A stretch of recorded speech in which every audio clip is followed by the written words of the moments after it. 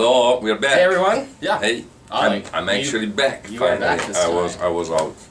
How's the trip? It was nice. You know, I met some customers. I did the community days in Italy. It was fun. Oh, excellent. Everybody talks about soccer in Italy. It was fun. So happy April Fool's Day, everyone! Yes, we didn't release anything in March because we are giving you guys 2 episodes in April. That's good. So you guys can look forward. But is this a real episode or is just a fool's episode? That's a real episode. So we talked to Mike Fisher, who works over in Azure. Azure, yeah. And well, let's go ahead and is he native? get right into what was he gonna show? So yeah, the big thing about it is that he's got a demo completely written in native in the C++. And his library. Yeah. Great. Let's go. Let's do it. Hi everyone, this is Gabriel Ha with Channel 9 GoingNative. I'm here with Mike Fisher, and Mike, just tell us a little bit about what we're going to see today. Hi, I'm a developer on the Microsoft Azure Storage team. Very cool. Our team provides services for cloud storage that is highly durable, highly available, and highly scalable. Okay. 3 abstractions that Azure Storage provides are blobs, tables, and queues. Blobs are for storing files and metadata. Tables are used for scalable, no SQL solutions for storing structured data. And queues are for reliable asynchronous messaging. I see. We provide a REST API for accessing our services, and our team has been working on a native client library, which we wrote in C++, also for accessing our same services. This allows developers to build native applications quickly and more reliably. It is currently in preview, and it's available as a NuGet package and also for download from GitHub. Oh, very cool. And I have a demo to show you that demonstrates using tables and queues using our client library. All right, well, let's get right to it.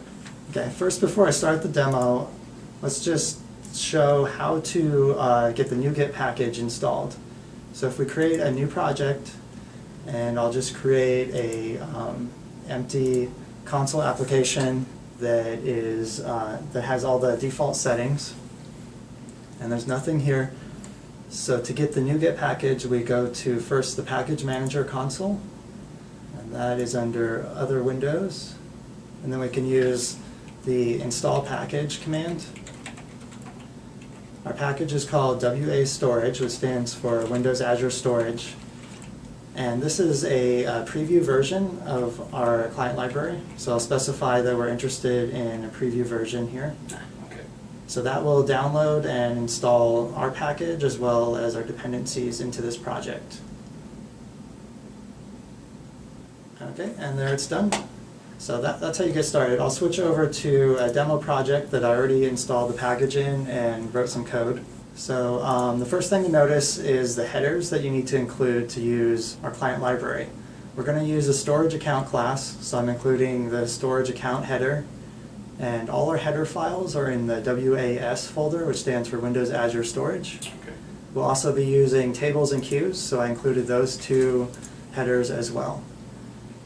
So the first thing we need to do is create a cloud storage account, which takes in our credentials, including our account name and account key. And then to use tables, we need to create a cloud table client object.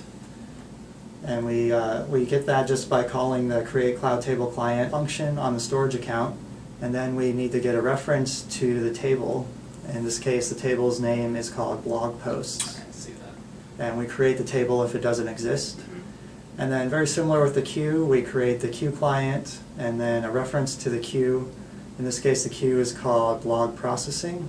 And we again create that if it doesn't already exist. Okay.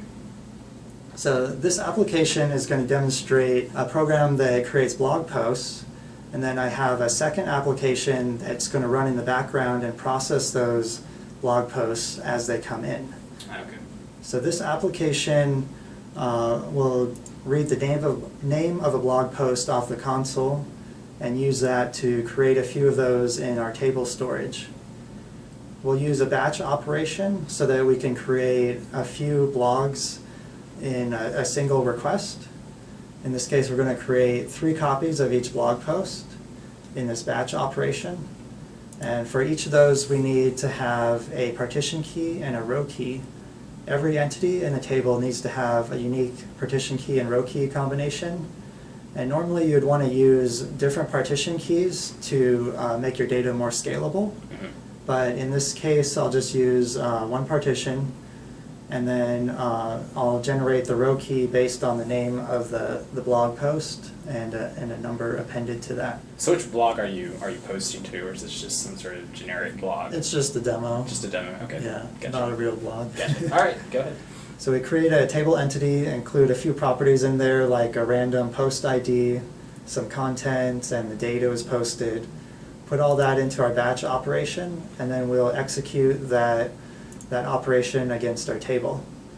And when that's done, we'll print out the status of each of the operations within the batch operation. Okay. And then secondly, we'll also put something into the queue. So we have our queue object, and we'll call the add message async function on there to add a new message into the queue. And we'll specify that queue message has a time to live. That's how long that message will last in the queue if no one ever picks it up. And then also an initial visibility timeout, which will give a random amount of time up to 30 seconds. And we'll see in the background processor how that particular piece of the message plays into this. So both of those will execute in the background in parallel, and then we'll just wait on those to finish and then loop back to the top to get the next blog post. So if I run that application, I'll enter the names of a few blog posts here, and we see the status that they were inserted with the successful status code. Okay. Now I'm going to switch to the code for the second application. And going through this code, the start of the code is pretty much the same. We're using the same headers. We have the same storage account and table and queue. Yep, I see that. And it has a loop that's going to initially look for any new message in that queue. If it picks up a message that's not empty, then it's going to figure out the partition key and a range of row keys to look for the blog posts associated with that queue message. Then it does a table query to get all those table entities, and it loops through those to simulate processing them, and it's just going to print out the post ID and the content of that. And then the last step is it's going to delete that message so that no other processing will pick up that message anymore.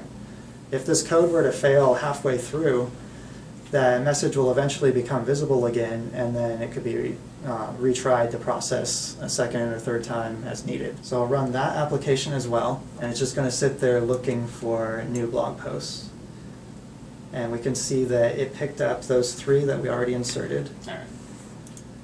And something to notice is that the order that those are processed is not the same as the order that we inserted them. All right, I see that. And that's because of the initial visibility timeout that we specified.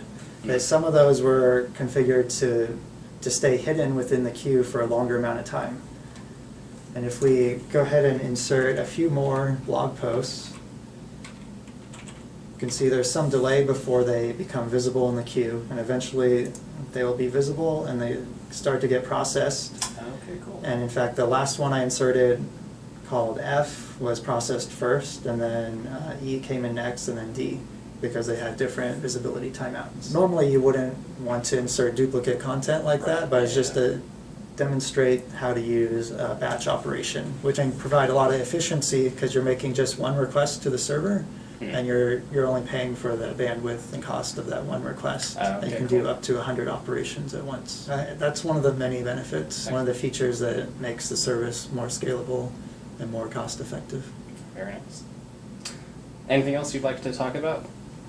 No, I think that covers it. All right, cool.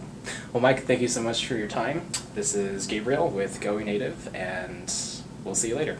My pleasure. Thank you, Gabriel. Bye.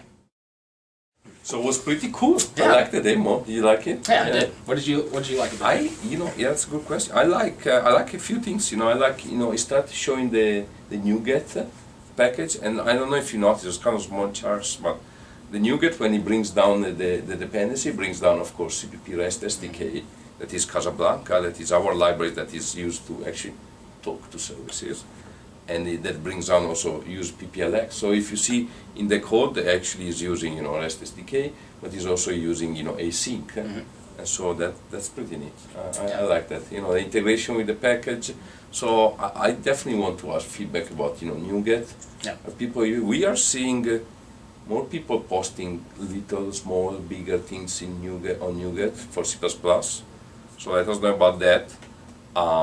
And you know, use this one. You know, it seems pretty cool. Yeah. I personally, there's one thing I don't like: the strings. Always, I don't like the things between Unix and Windows.